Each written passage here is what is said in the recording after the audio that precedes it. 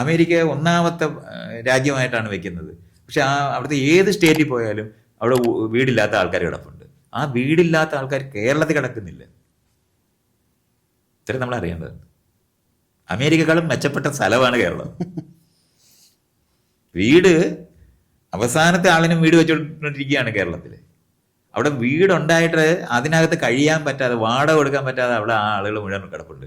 അവിടുത്തെ ഒരൊറ്റ പ്ലെയിൻ അവിടെ ഉണ്ടാക്കുന്ന ഏറ്റവും വില കൂടിയ പ്ലെയിനിന്റെ കാശുണ്ടെങ്കിൽ അത്രയും പേർക്ക് വീട് വെച്ച് കൊടുക്കാൻ പറ്റും. അവരെ പറ്റി തിരിഞ്ഞു നോക്കാതിരിക്കുന്ന ഒരു സമൂഹത്തിന്റെ ഒരു വികസനവും ഒരു കാര്യമില്ല.